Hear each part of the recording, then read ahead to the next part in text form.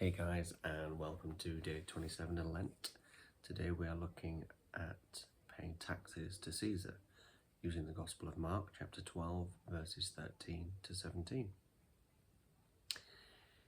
They sent some Pharisees to Jesus and some Herodians to try to trick him into saying the wrong thing. "Teacher," they said, "we know you are a man of integrity. You don't regard anybody as special. You don't bother about the outward, show people up. You teach God's way, truly. Well then, is it lawful to give tribute to Caesar or not? Should we pay it or shouldn't we?" He knew the game that they were playing. "Why are you trying to trap me?" he said. "Bring me a tribute coin. Let me look at it." And they brought one to him. "This image," he asked, "whose is it? And whose is this superscription?" "Caesar's," they replied. "Well then," said Jesus, "give Caesar back what belongs to Caesar, and give God back what belongs to God." And they were astonished at him.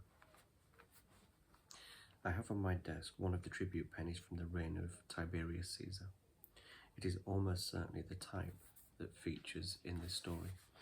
It's about the size of my thumbnail, but you can make out the writing quite clearly, and the imperial head of Tiberius. You don't have to look at it for too long to see that this conversation wasn't simply about taxation policy. That was itself bad enough, though. Paying taxes to Rome was a running sore to devout Jews. It wasn't only the cost, though for many that would be serious.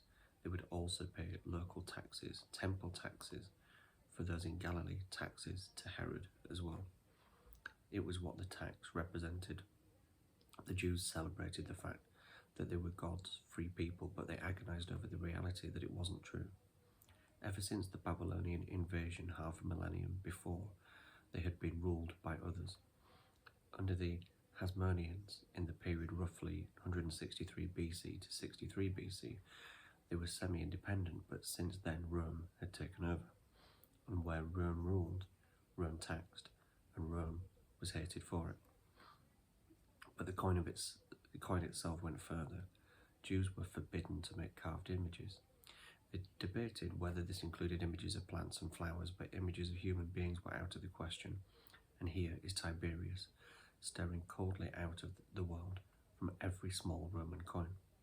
And the writing around the head, the words say, in Latin, "Augustus Tiberius, son of the divine Augustus." On the other side it says, "High Priest." The emperors were routinely high priests of the main Roman cult. Son of God, High Priest. If the Romans had gone out of their way to be offensive to the Jews, they could hardly have done it better.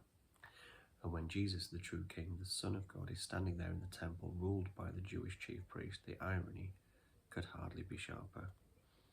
So it was what we would call a religious question, not simply a political or social one, that faced Jesus. Some devout Jews were so shocked by this type of coin that they would never try to touch or use one. They could use Jewish coins instead, or even perhaps to look at one. Jesus, by asking his questioners to produce a coin, isn't exactly saying that he wouldn't normally touch the stuff himself, but he is at least embarrassing them by making them find one for him to look at. Here again the Pharisees and Herodians are acting together. Their trap is clear. They are trying to force Jesus either to support the paying the taxes to Rome, thus alienating the crowds, or to denounce the tax, in which case they could tell the governor, Pontius Pilate, that Jesus was guilty of a straightforward capital charge, namely inciting revolt. But they reckoned without Jesus' brilliant response. To understand what he meant, a word about the background. 200 years earlier, one of the slogans of the Maccabean revolt against the Syrians had been, "Pay back the Gentiles what they deserve and obey the commands of the law." This put into a crisp double command the Jewish duty to the Gentiles and to God. What the first half meant was give God, give as good as you get. In other words, vengeance, repayment in kind for the violence the Gentiles had used.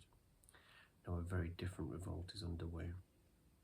Jesus has opposed violent revolution, and his kingdom movement was attacking a deeper and more far-reaching evil than simply pagan domination. He's not going to be drawn into the sterile should we, shouldn't we debate, nor is he giving a timeless ethical ruling which settles once and for all the relationship between church and state, that some have mistakenly tried to build such a theory on this very narrow foundation. He is hitting the ball back over the net at twice the speed that it came. We need to separate the three different things he's doing.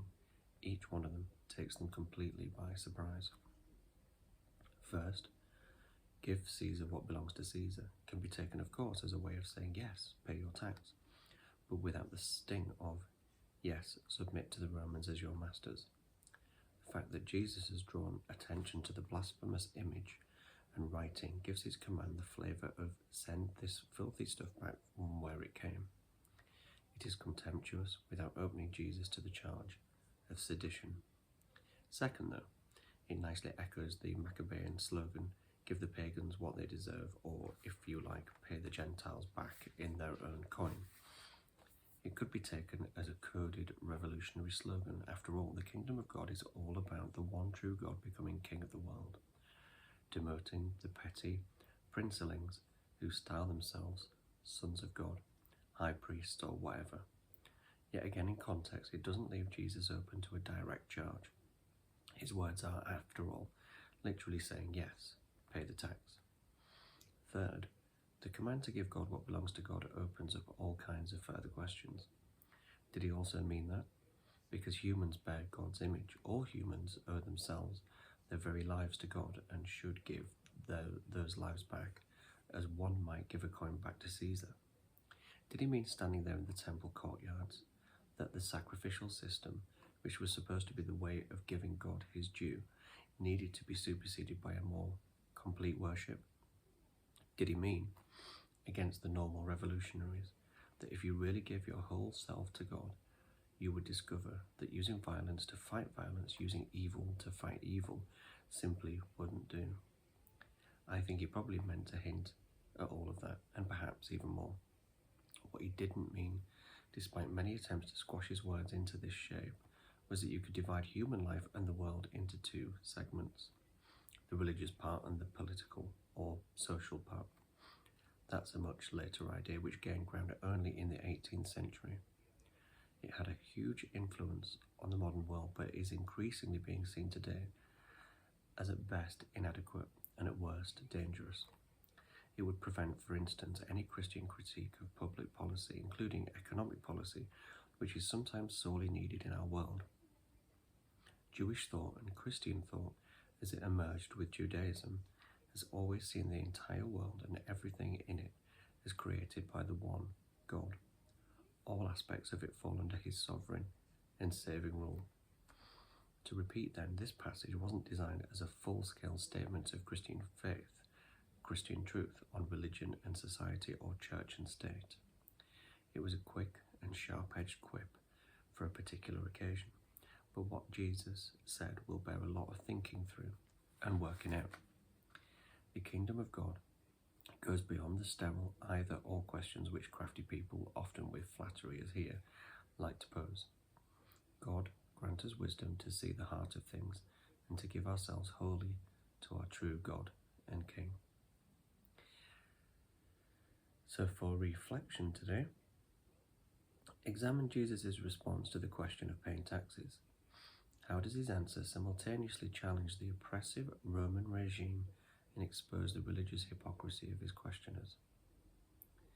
Consider the distinction between the latter concept of dividing life into religious and secular domains and the holistic view presented in Jewish and Christian thought. How does this help you understand your responsibility to engage with social, political, and economical matters in light of your commitment to God's kingdom? This is really deep. This is really, I'd love to know what your thoughts are on this one, because my mind is blown. Have a nice day, guys.